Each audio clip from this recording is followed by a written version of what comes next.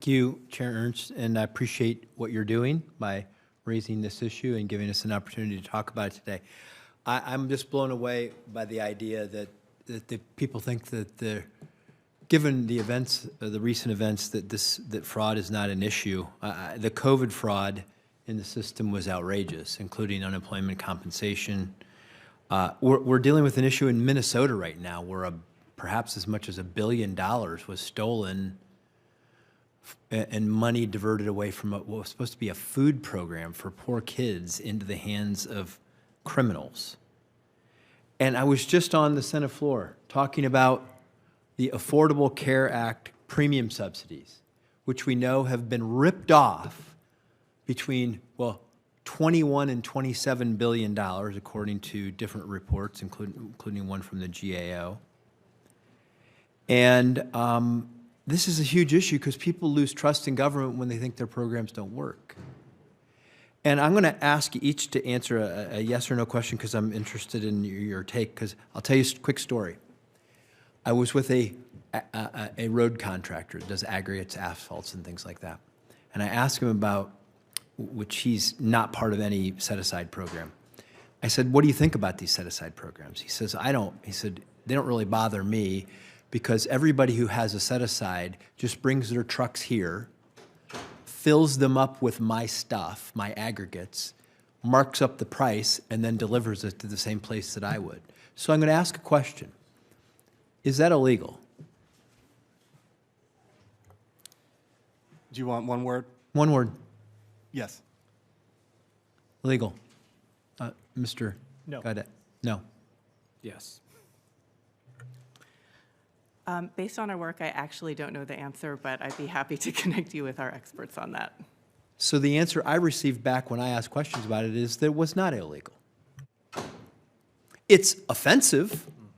It's not how these programs were redesigned, and it's a ripoff to the taxpayers. I think we could all agree with that, though.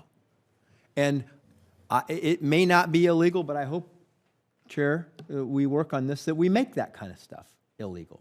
Because it's not, in my opinion, what the programs are supposed to be about. And I know finding the fraudsters in the act is a hard thing to do, and so, but we have new technologies at our disposal, things like AI tools.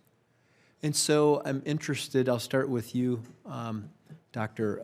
Is it LaFontaine? Yeah.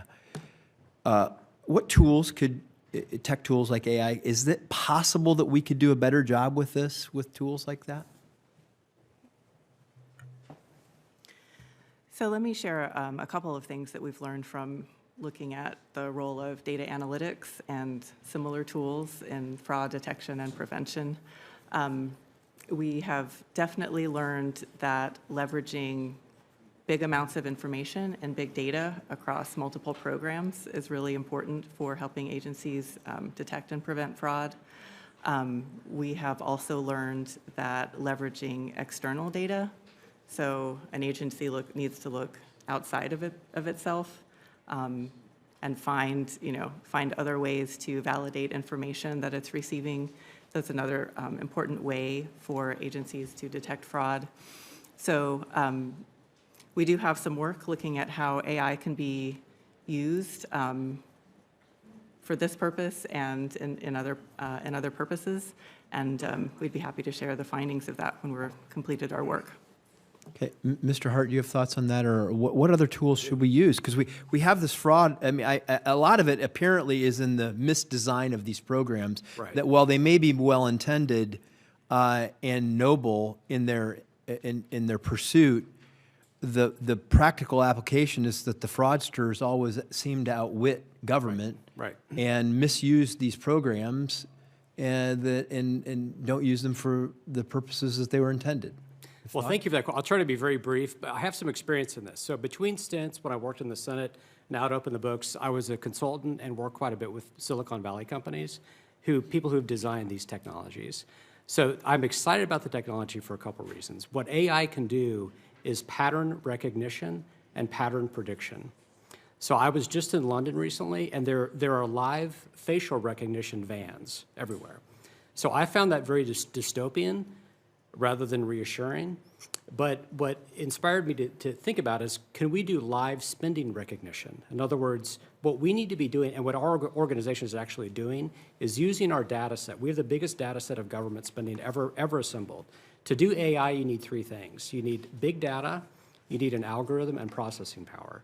So we're actively working on building tools that can do pattern recognition and then pattern prediction.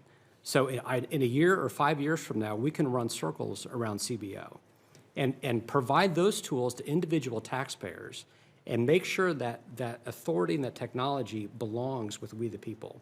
That is achievable, and that's what we're working on at Open the Books. Great. Thank you for your time.